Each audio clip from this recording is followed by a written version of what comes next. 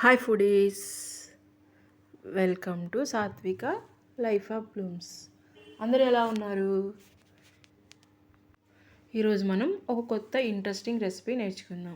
అదేంటంటే దోశతో పాటు గుంటూరు పండుమిర్చి కారం, పల్లీ చట్నీ, అలాగే దోశపిండి ఎలా తయారు చేసుకోవాలో ఈరోజు మనం నేర్చుకుందాం. ఈ రెసిపీస్ అన్నీ అందరికీ తెలిసే ఉండొచ్చు, కానీ చిన్న చిన్న టిప్స్ నేను తయారు చేసే విధానం కనుక మీరు ఫాలో అయితే ఈజీగా మంచి రెసిపీ నేర్చుకోవచ్చు. ఒకసారి చూడండి. ఫస్ట్గా మనము మినపప్పు, బియ్యం తీసుకోవాలి.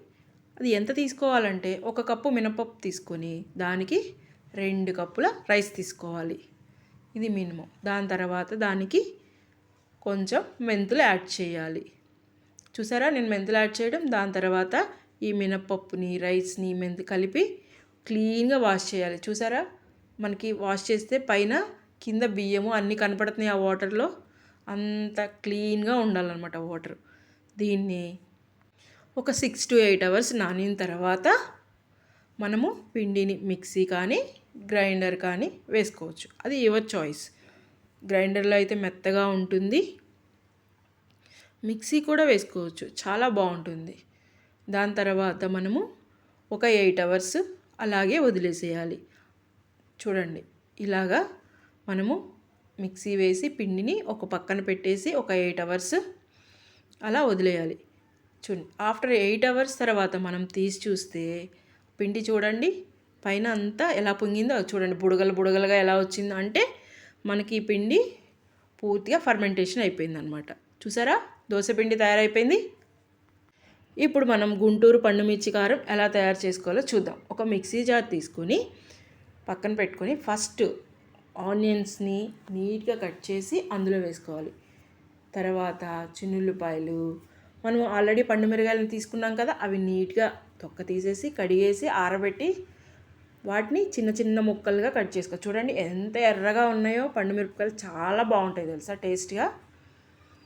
తర్వాత జీలకర్ర, ఉప్పు వేసి కొంచెం,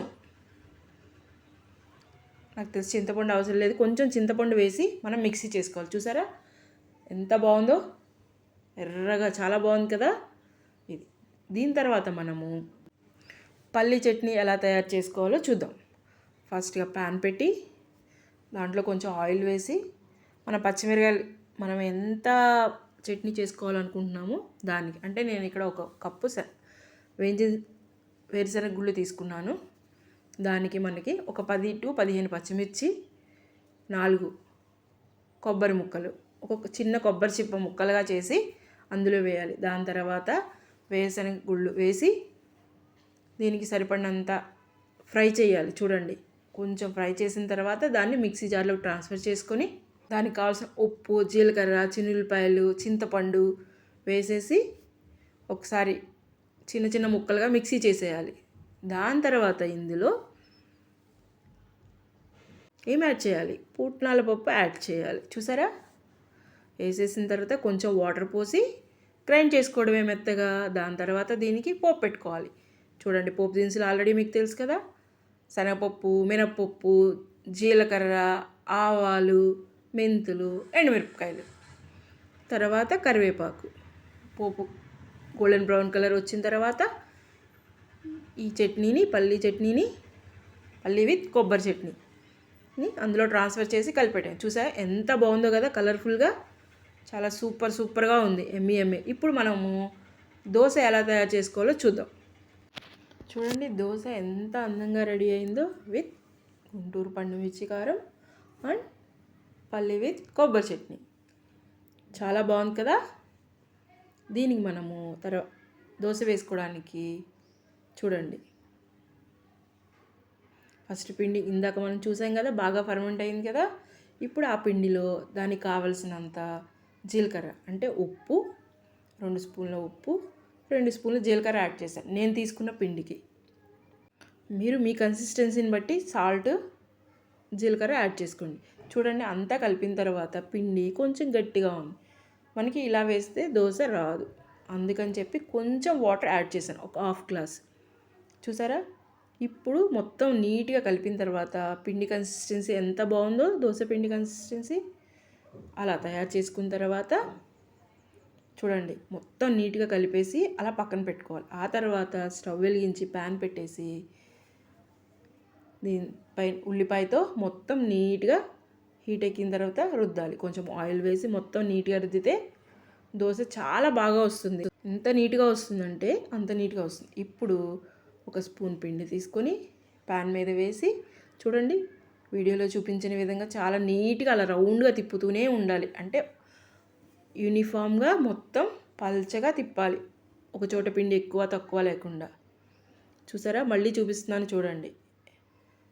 అలాగా పిండి వేసి 2 స్పూన్స్ నీట్గా యూనిఫామ్గా తిప్పాలి. చూడండి, చూసారా? అలా తిప్పడం వల్ల పిండి ఒక చోట గడ్డలు ఎక్కువగా లేకుండా, ఒక చోట మందంగా లేకుండా పల్చగా అంతా ఉంటుందన్నమాట. చూసారా? ఇప్పుడు మనము దీనికి ఆయిల్ యాడ్ చేయాలి. సైడ్స్ని ఎక్కువ ఆయిల్ యాడ్ చేయడం ఏంటంటే సైడ్స్ చాలా క్రిస్పీగా తయారవుతుంది. మనం తినేటప్పుడు చాలా బాగుంది. చూసారా? కలర్ వచ్చి ఇప్పుడు మనం తిప్పివేయాలి. చూడండి సైడ్స్ ఎంత క్రిస్పీగా ఉన్నాయో. చూసారా? దోశ రెడీ అయిపోయింది.